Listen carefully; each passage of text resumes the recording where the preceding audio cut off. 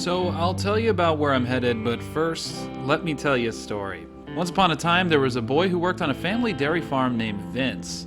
Vince grew up tending to the family cows during the World War I years and the Roaring '20s in the Midwest. The Great Depression hit just as his father had suffered a crippling stroke, and times were tough on the farm. To help his family, Vince took a second job working in the woods as a logger. The Depression eventually got so bad that milk prices had dropped and Vince's family had to sell his cows. Using the small financial boost from selling his cows, at such a young and ambitious age, Vince pivoted to logging full-time, and by 25, he had his own logging company. Vince and his company worked in the North Woods of Minnesota around nothing but wildlife as company.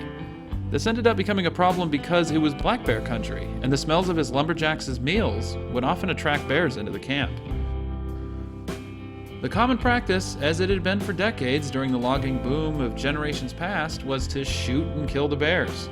Black bears, as far as the three major kinds of North American bears go, are undoubtedly more docile and easily scared off. If you could run into either a grizzly, polar, or black bear, bet on black. Legend has it, after years and years of Vince and his lumberjacks shooting the curious and hungry bears, it was said that all the black bears in Minnesota had been killed or scared off. Then one day, Vince came home to find several bears had broke into his house and were eating his food. This is when Vince came up with an idea that was very radical for his time in the 1970s. Instead of killing the black bear menace, he went off into the woods, away from his logging camps, and left food for the black bears.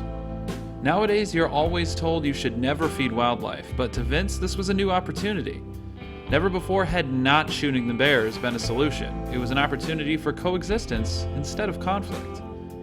Eventually, it became a regular thing. Vince would go to the special area in the woods, the same spot, and leave food for the bears. He was eventually comfortable enough to be in their presence without conflict, and it kept the bears away from his camps. The locals of the North Woods began to hear of Vince the Bear Man. People would travel from all over to Vince's special spot where he would feed bears, and they'd be able to see them up close. The bears, which were normally terrified of humans anywhere else, felt Vince's feeding spot was a haven or sanctuary where the two species could coexist. Then Vince got old. He began to think of what would happen to his bears. In the early 1990s, he donated his land for the formation of the American Bear Association.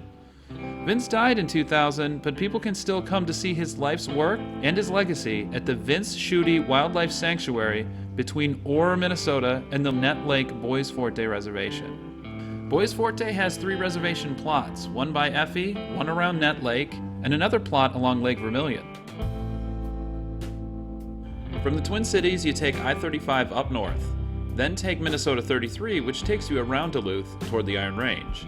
Hop on US Route 53 and go north through the Iron Range.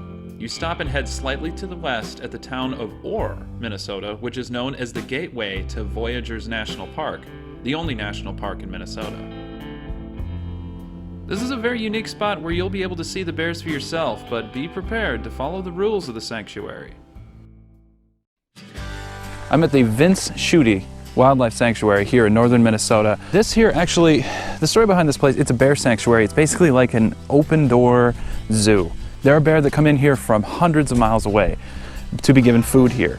Although it is never, ever, ever a good idea for a human to feed a bear anything, this was the first time in history, at least in this region, where just killing them wasn't the first option. If you're on the road on your way in, you'll pass this yellow line, which is called the magic circle, where they never feed any bear outside of the circle, only inside. In order to cross this magic circle, you're to park in a parking lot outside of it, pay your ticket to enter, and board a bus, which will take you into the feeding area. Volunteers are armed with air horns and bear mace around the parking lot, and their goal is to make sure that the high concentration of bears in the area don't mingle with the guests at the entrance. While this bus takes you into the magic circle, volunteers will bring you up to speed on Vince Schute's story, just like I did, but probably with a lot more detail.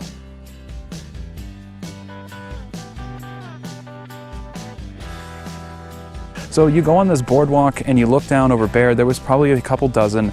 They have names for several of the frequent visitors, including counting their cubs and knowing how many cubs they have. It's quite an operation. They do great work here. It's a nonprofit that survives on donations alone, with interns that come around from all over the country to work here. One of the interns was nice enough to speak with me and tell me they don't allow video at this place because it would encourage people to feed bears or to give them the wrong idea that humans feeding bears is a good thing.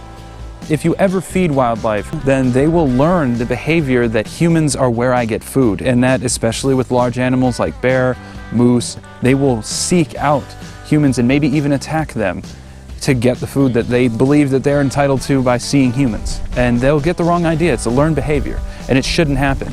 This is a pre-existing thing, that it happened around the time that biology and at least environmentalism in general had evolved to the point where this is something that we need to keep. This is the one last thing that I wanted to see up here today. It's about 7:30 at the end of day one. Holy crap, what a day. I need to get water and then pack up and get to bed at some point because tomorrow's going to be a big day. I am actually sleeping, as the crow flies, maybe 30-40 miles from here. And it's actually kind of terrifying to see all these gigantic killing machines nearby. and I'm only going to be right over there. So I have a bear bag and I have, you know, all the food, including my toiletries, toothpaste, deodorant. All those things need to be away. So I'm going to be putting those in a bear bag and hoisting them up a tree. I would like the sun to still be up when I put up the bear bag. So I'm going to head back. I'm going to get ready to go to bed and get started in the rest of this journey. Day one. It's been awesome. My spirits are high. The Vince Shute Wildlife Refuge has classes, internships, and takes donations to keep themselves running. They take no state or federal funding. Links to their social media and website are in the description, and feel free to donate. Thank you for watching.